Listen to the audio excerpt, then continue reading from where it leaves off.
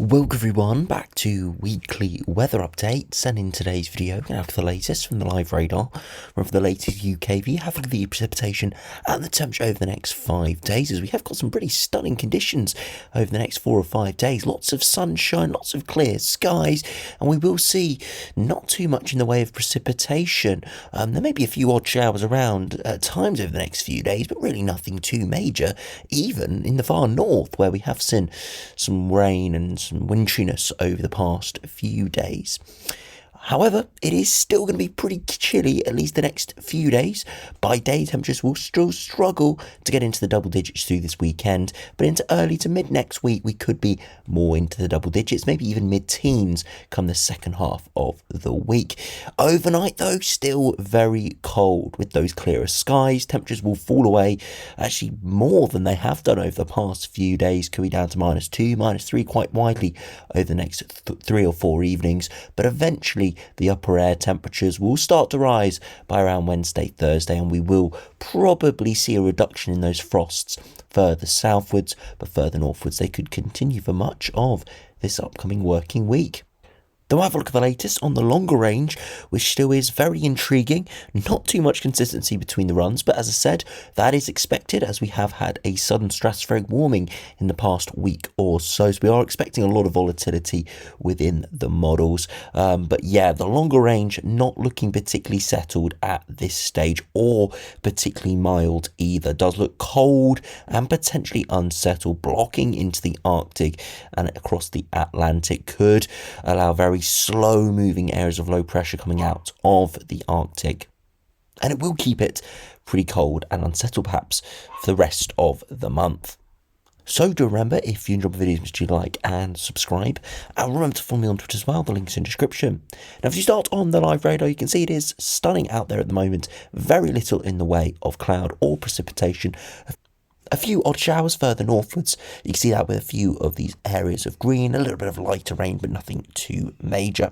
And as I said, plenty of sunshine around this afternoon, calling this around 3 p.m, but the temperatures are not particularly reflective of that sunshine. Again, it's not cold today, it's not 4 or 5 degrees, but it is struggling around 8 or 9. As I said though, will increase over the coming days as we slowly see milder air moving in. Now, if you look at the latest UKV, you can see through this afternoon plenty of sunshine around, and you can see it is fairly pleasant. A bit of cloud around, again a few odd showers across Scotland, but nothing too major. Through this evening, clearer skies foremost, and we are going to see temperatures fall away quite rapidly, well down towards freezing or below freezing, up and down the country.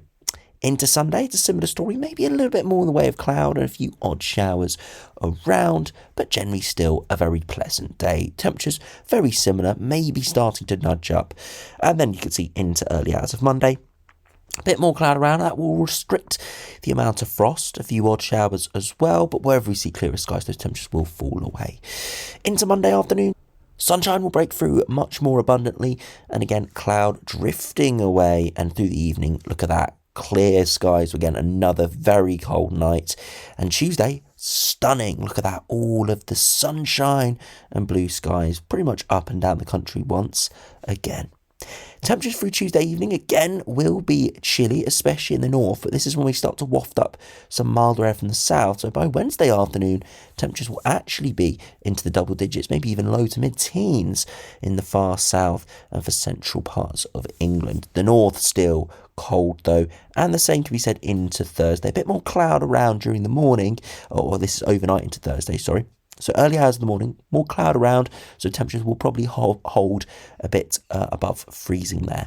Now, if you look at the upper air temperature, you can see it is still very cold aloft, around 8 degrees below average for the time of year. But slowly these colder air masses will lose their intensity over the next few days. And eventually we will see the upper air temperatures rising above freezing. And look at that, 4 or 5 degrees come Thursday.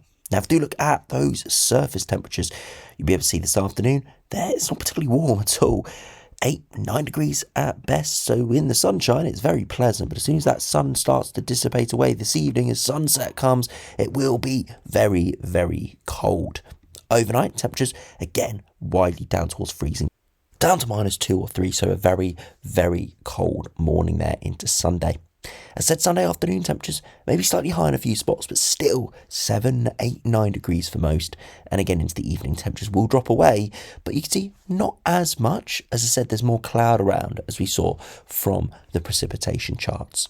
Into Monday afternoon temperatures, again, slowly nudging up 8, 9 degrees, and overnight, once again, temperatures rapidly dropping down to -1, -2, -3, and by the afternoon, once again, temperatures nudging slowly up 10 or 11.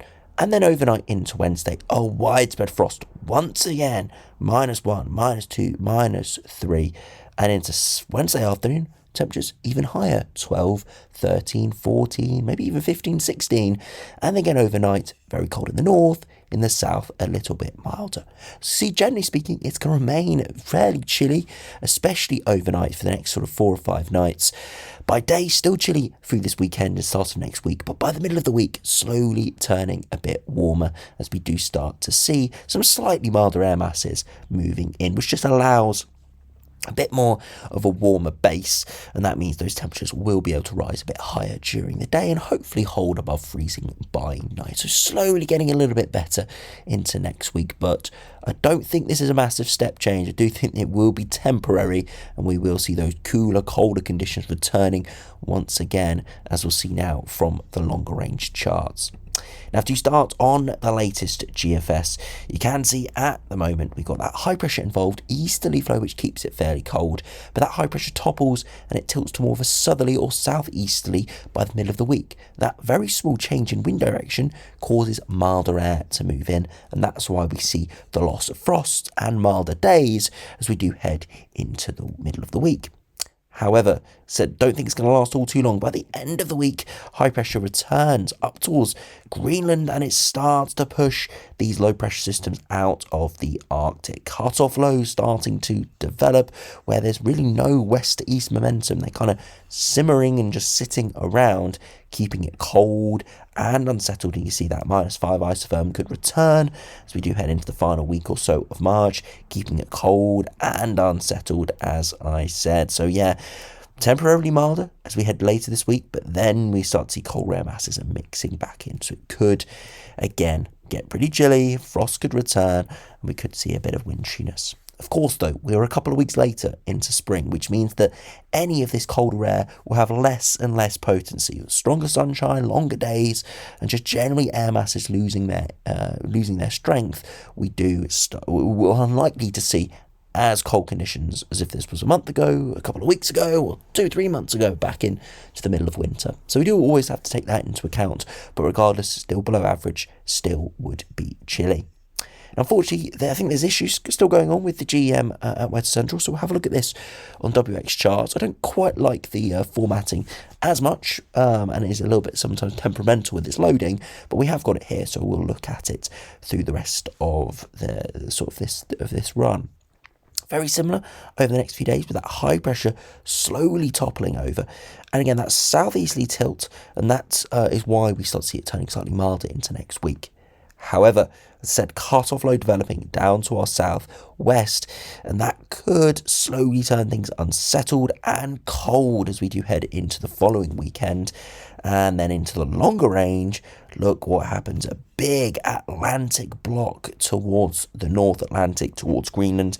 Low pressure trapped over the top of us, and eventually lots of cold air moves out of the Arctic. And look at this, a big unsettled pool of low pressure sat right over the top of us, and it looks really, really horrible and cold. So this really is not an ideal end to March at all. Would be seeing very little in the way of warm sunshine, a lot of cloud, a lot of rain, potentially even some wintriness as well, with all of this cold low pressure coming out of the Arctic, a pretty typical pattern that we would see as a result of a sudden stratospheric warming. So I'm not surprised seeing this from the GEM today. But yeah, if this came off, yeah, it would really not be particularly pleasant at all. It wouldn't be very cold, just would be below average, lots of rain, lots of precipitation, and not a lot of warm sunshine. Now, if you finally compare to the latest ECM that we have back over On wetter central, again, high pressure toppling over, southerly to southeasterly wind moving in, and again, a bit of a cut-off low developing around that day 7 day 8 period into next weekend. But then again, high pressure ridging northwards, low pressure coming out of the Arctic, not quite as clear cut as the GFS or the GM was, but very similar right into the extended range. Look at this, a big block moves up towards Greenland and it opens the floodgates to northerly winds. Now, the only saving grace from this pattern is it's the 30th of March. We're pretty much into April. So the cold air to our north, we just look at it quickly, isn't that cold. There isn't as much as there would have been in February or January. This would be an exceptionally cold chart a month or two ago. But being the last day of March, still chilly, still below average, and still the risk of winteriness, but just nothing, compared to what we'd have seen earlier in the year. This synoptic pattern here looks exceptionally cold, but it wouldn't deliver that at the surface just because of the time of year. But again, it just shows you that the runs are picking up on this increased blocking risk, this increased risk of high pressure up towards Greenland and Iceland. They're all kind of showing it in their own way, all having slightly different scenarios. Either way, though, I don't think we're going to see a lot of warm sunshine, not what we saw last weekend when it got towards 20 degrees. I doubt we're going to see that before the end of March. There's a low chance it could come off, but at this stage, a majority of runs are tending towards that high pressure building into the North Atlantic and Greenland and cold northerly or northeasterly airflows. Now finally, if we look at the latest ensembles, you see we are very cold at the moment, but we're slowly trending back towards average by early next week, and you see we're around the 1991-2020 mean, crossing over that probably around Tuesday time. And then we're slightly above average for a few days, but increased precipitation towards the end of next week. That's probably aligning with that cut-off low that could develop for a short period of time. Don't think it's going to sustain itself for too long. You see that spike in precipitation is only 3 or 4 days, so not expecting a massive amount, and then after that upper air temperatures start to drop again, not massively, but tentative signs of it going colder once again. And you can see precipitation is still moderate, but it does reduce a little bit there. So you can slowly see the ensembles are conforming similar to what those operational runs are showing. A bit milder but unsettled later next week, and then could turn a bit drier, but it would turn colder and potentially very unsettled if the GM came off, but more in line with the GFS and the ECMWF scenarios, which is high pressure close by with northerly or northeasterly winds once again. And we can see that by looking at the 2 meter temperatures, chilly over the next few days, climbing up towards average or slightly above average next week, and then dropping off into the longer term. And if you look at the dew points, you can see a big rise in dew points during this week again, meaning milder air moving in, but then dew points dropping into the longer term, again symbolic of colder, drier air masses returning. And finally, if we compare to the latest ECMWF ensembles, very, very similar. Cold at the moment, slightly above average as we do head into the latter part of next week, and then dropping back towards average. And it looks pretty chilly, but hopefully slightly drier as we do head into the final week or so of March. So unfortunately, if you are looking forward to some sunshine and some warmth, again, very little signs of that as we do head into the longer range. There could still be sunny weather around. We're seeing sunny weather at the moment, but that sort of 20 degrees or high teens, or you could go out in a t-shirt and shorts, potentially if you're out in the middle of the day, not looking likely. It's the sort of pattern where there will be plenty of days that look very nice, look stunning, but it won't feel like that. It will feel cold. And of course, longer range, there is increased chance of precipitation as well. So cloud and rain, maybe a bit of winteriness, but of course that risk reduces as we do head further and further into spring. So I have to see exactly how it does play out over the coming days and weeks. But as we've alluded to, off the back of that sudden stratospheric warming, not expecting anything too warm or particularly pleasant as we do head through the next few weeks. So it is kind of playing out as expected, but of course there could still be some turns in the road, and I'll keep you updated on those. So anyway, thanks for watching, hope you enjoyed, subscribe if you're new, and I'll see you again for another video soon.